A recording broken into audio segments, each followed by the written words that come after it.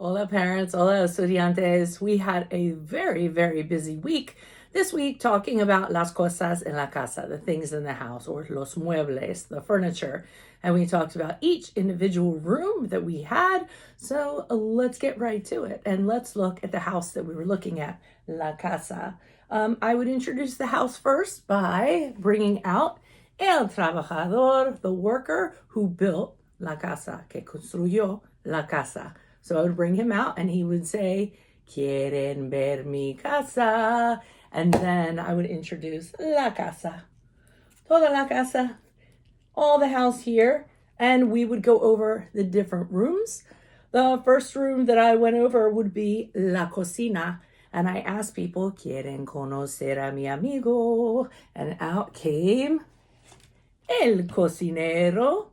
So we would talk about el cocinero, his favorite room of the house, which was la cocina.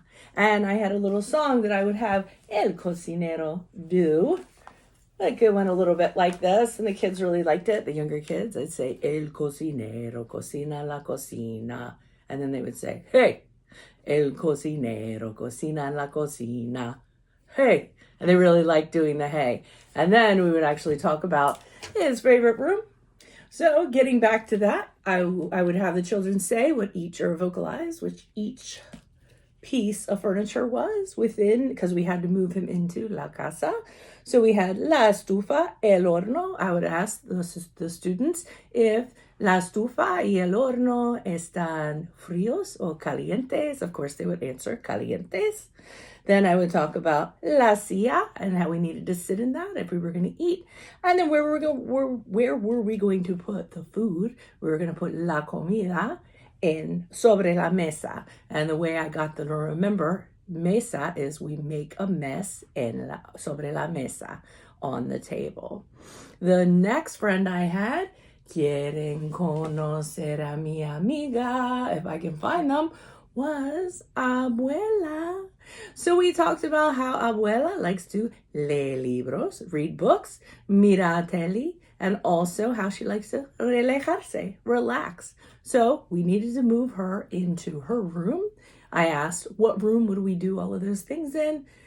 What do we do in el baño, el cuarto, la cocina, la sala? And they answered with la sala. I talked about, is she just going to stand in the middle of the room and read books? No, she's going to want to sit in this la silla. Then I asked, what happens if she wants to drink cafe? Is she going to bebe el cafe and then put it in el suelo, put it on the floor? No, she's going to put it on a very special table, la mesa de cafe. And then I asked, what about when she's finished with that? And she wants to sit with the family on a very soft, cushy thing. And we talked about el sofá. Then I asked, ¿Quieren conocer a mi amigo?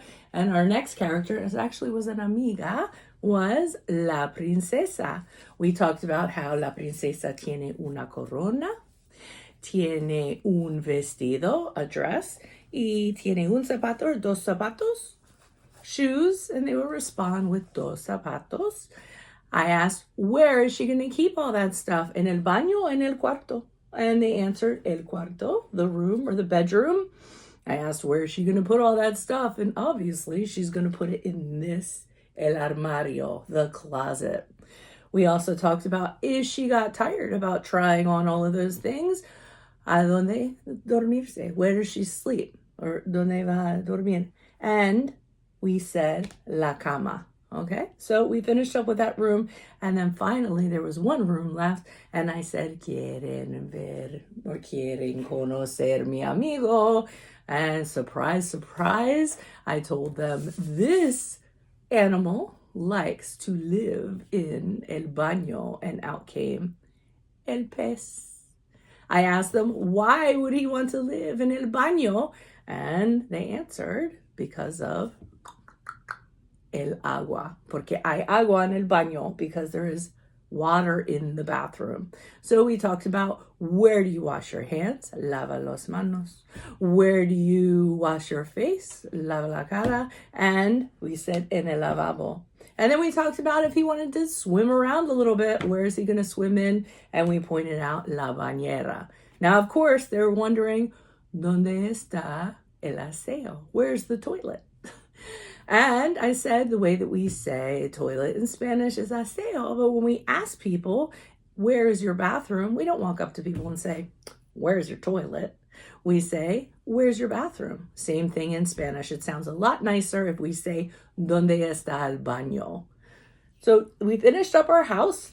Let me show you what we did for our arts and crafts. We actually built una casa with popsicle sticks. The older students had thinner sticks where they could do a more detailed type of house. And then they could draw whatever they wanted inside, outside of it. Of course, we put our name, soy, and put the name there. And at the bottom, it says, mi casa. So that was our arts and crafts project. Our game that we did was a game of concentration. And here what they had to do was they had to match each persona or animal, so each person or animal, to la casa, so where they live. So we would I would take it up a level for the older students, older elementary students, and for the younger students, I left it pretty basic. We would break it up into teams or we would do it individually. And that was our activity or our game that we did. Then we did our song, which I told them was going to be a pretty difficult song to learn. But we managed to muddle through, and this is how it goes. Let me get my board out because this is the board that I used in order to guide them in the song. Uno, dos, tres. En la sala hay un sofá. En la sala hay un sofá. Siéntate tranquilo en. And then we would get loud and say, en la sala hay el sofá. En la cocina hay un horno. Una silla y una mesa, siéntate tranquilo. Vamos a comer.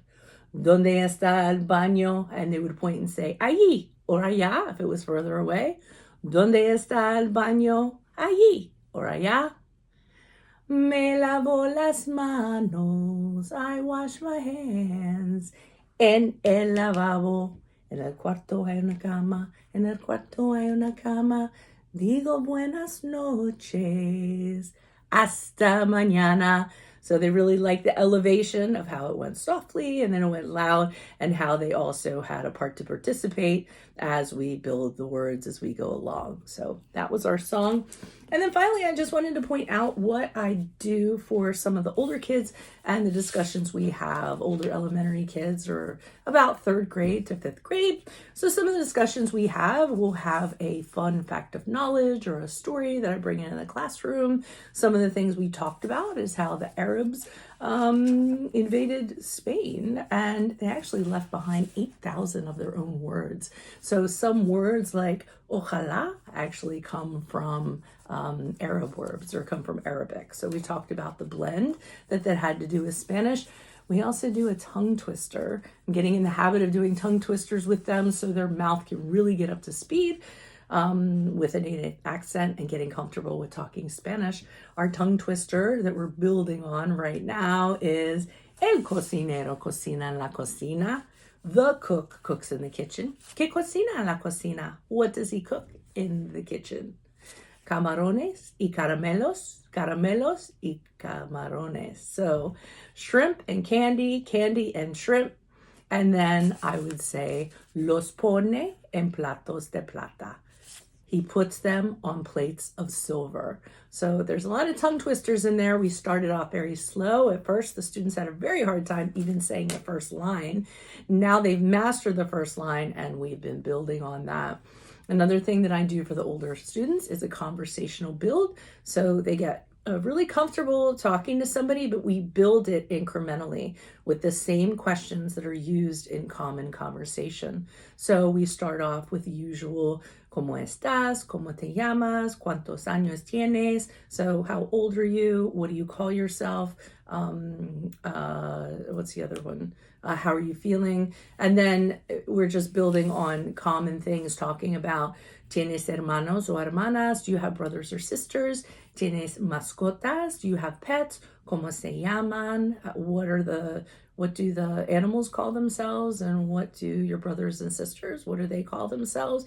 And just things to get started in a conversation with Spanish speakers so that they can use it outside of the classroom and get comfortable talking to other people in Spanish. And if they start getting comfortable talking to each other, to a native speaker in Spanish, they're going to build confidence and they're going to be more likely to speak it. So that's what my master plan is.